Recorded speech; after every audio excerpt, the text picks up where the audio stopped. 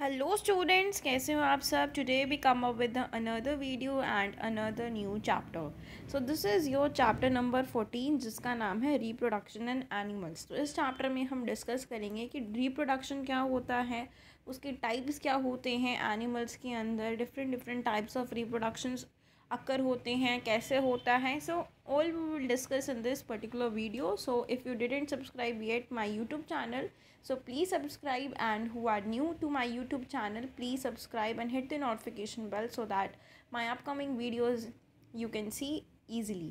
So without wasting a further ado, let's get start the video. So first of all we have reproduction. तो सबसे पहले reproduction की definition है।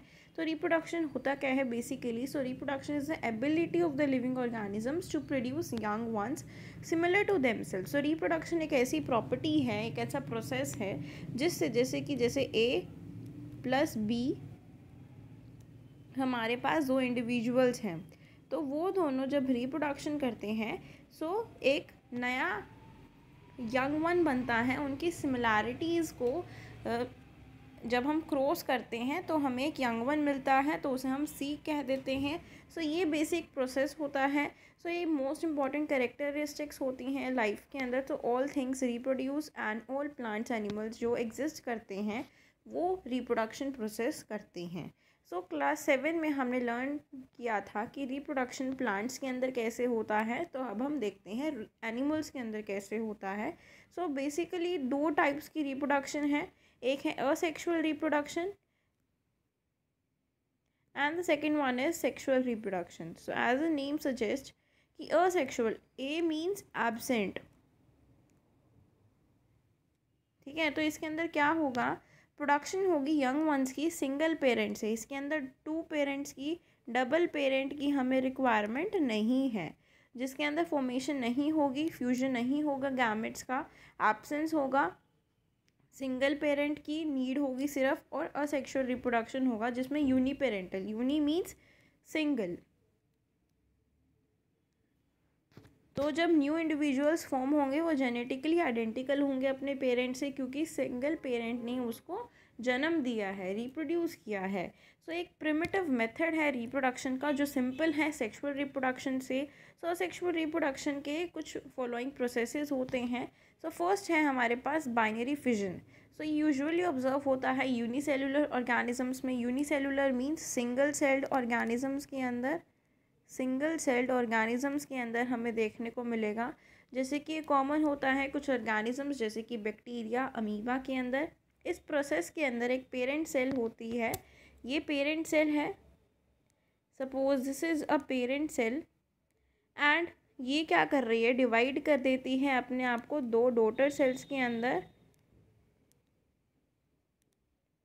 और फिर बाद में क्या करती है, न्यू इंडिविजुअल को फॉर्म करती है। सो ये इसका प्रोसेस है, this is a basic process, ठीक है। तो मल्टीपल फिजन में क्या होगा, रिपीटेड डिविजन्स होते हैं पेरेंट सेल के जब वो स्मॉल इंडिविजुअल्स को डिवाइड करता है। जैसे कि प्लाज्मोडियम एक मलेरियल पैरासाइट है जो पेरेंट सेल अंडरगोज करता है रिपीटेड डिविजन्स के अंदर।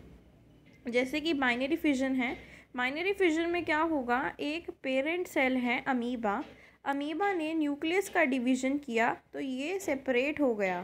सो यहाँ पे ऐसे ये ऐसे सेपरेट हो गया, this is the separation point. And बाद में न्यूक्लियस फुली सेपरेटेड हो गया और टू डॉटर न्यूक्लियाई बन गए। सो ये हुआ अमीबा के अंदर, जिसको हमने बाइनरी फिजन का एग्जाम्पल बताया था।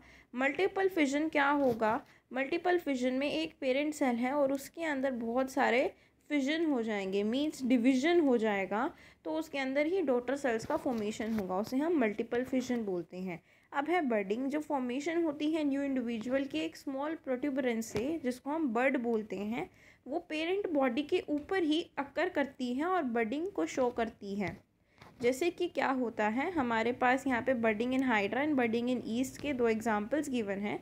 बर्डिंग इन हाइड्रा के अंदर क्या होगा, जैसे ये हाइड्रा का प्लांट है तो यहाँ पे एक बर्ड अराइज हो जाती है, और ये जो ग्रोइंग बर्ड है ये अच्छे से ग्रो हो जाके क्या हो जाती है, सेपरेट हो जाती है पेरेंट सेल से। दिस इज़ पेरेंट सेल, इससे सेपरेट हो गई और बाद में अलग से वो बिल्कुल सेपरेट होके एक अलग से यंग वन बन जाती है। और बर्डिंग इन ईस्ट के अंदर क्या होगा, जैसे ये ईस्ट का पेरेंट सेल है, यहाँ पे बर्ड अराइज होती है और ये बर्ड जनरेट होके सेपरेट हो जाती है डॉटर सेल्स के अंदर। सो ये चेन होती है बर्ड्स की, फिर ये आगे सेपरेट होते हैं। सो ये सारे एग्जांपल्स हैं किसके, ये बर्डिंग के एग्जांपल्स हैं।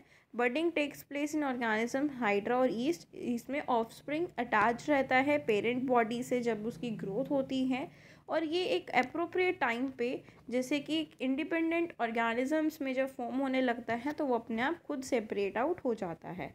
सो ये था हमारा बेसिक डिफरेंस कि मल्टीपल फिजन क्या होता है, बाइनरी फिजन क्या होता है, बर्डिंग क्या होता है। ये सारे टाइप्स थे किसके, असेक्सुअल रिप्रोडक्शन के, जिसके अंदर फ्यूजन ऑफ गैमेट्स की रिक्वायरमेंट नहीं थी, सिंगल पेरेंट की नीड थी, ठीक है, दो पेरेंट्स की नीड भी नहीं थी। तो इसमें अब चलते हैं सेक्सुअल रिप्रोडक्शन में।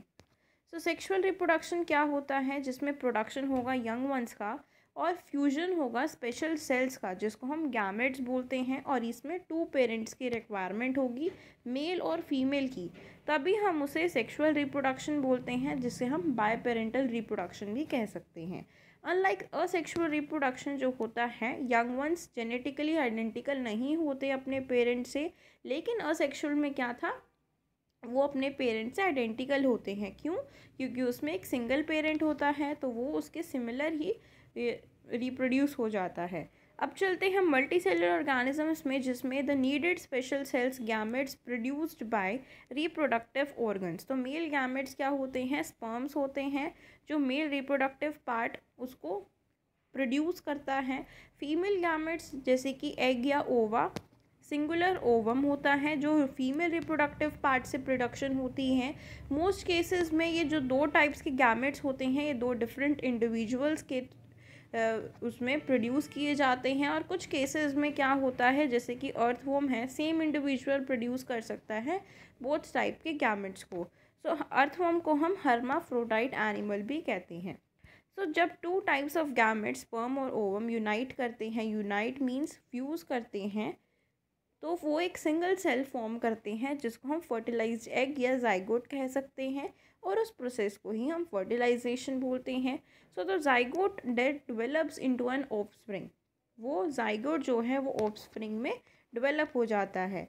अब हम चलते हैं रिप्रोडक्टिव पैटर्न्स की तरफ। तो रिप्रोडक्टिव पैटर्न्स क्या कहते हैं, ये थ्री टाइप्स में बेसिकली डिवाइडेड रहते हैं, external fertilization and external development. Means कि फर्टिलाइजेशन जो है वो बाहर हो रही है, बॉडी के अंदर नहीं होती। एक्सटर्नल डेवलपमेंट वो भी बाहर हो रहा है, बॉडी के अंदर नहीं हो रहा।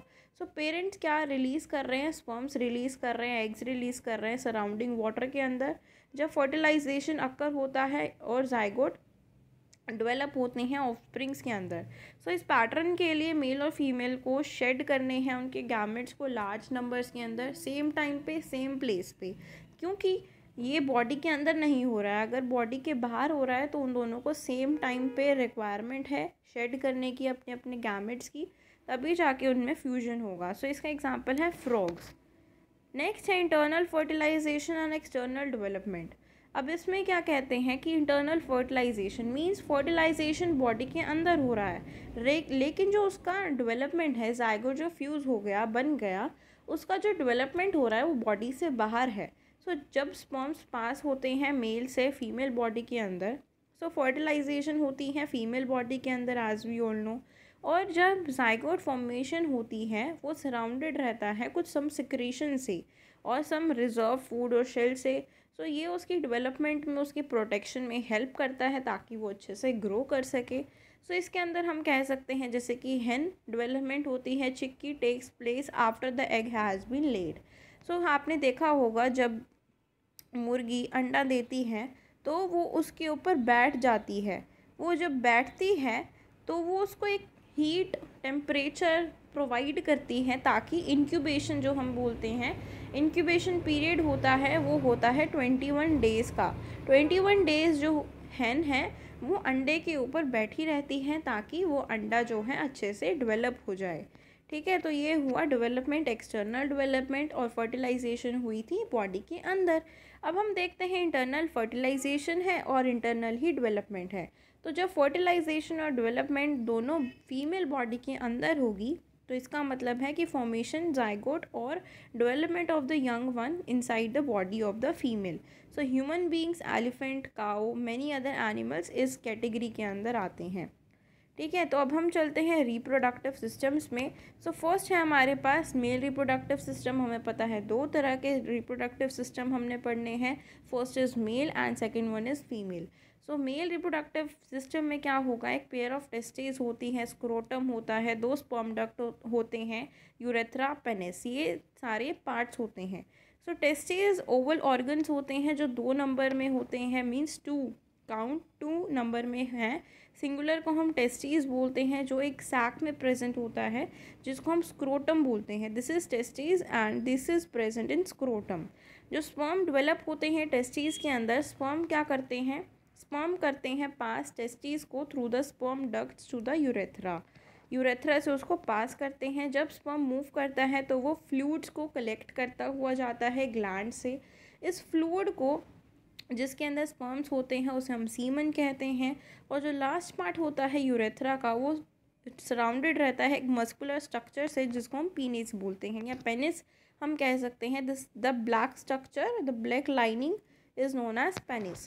सो इसमें पेनिस में urine as well as semen दोनों होता है। The two can not pass through it at the same time, दोनों के एक साथ वो पास नहीं करते। तो स्ट्रक्चर पढ़ते हैं हम स्पर्म का। स्पर्म एक स्मॉलर सा साइज़ में होता है, ओवम से छोटा होता है और वो सिर्फ हम माइक्रोस्कोप में देख सकते हैं। उसके 3 पार्ट्स होते हैं, head, this is the head, this is middle piece and this is tail. So a structure जिस पे tip of the head produce enzymes that helps the sperm to penetrate the female ovum. So जो tip of the head पे, इसमें जो ये head है, tip of the head, ये enzymes को प्रोड्यूस करता है जिससे वो पेनिट्रेट कर सके फीमेल ओवम को। ठीक है, अब हम देखते हैं फीमेल रिप्रोडक्टिव सिस्टम।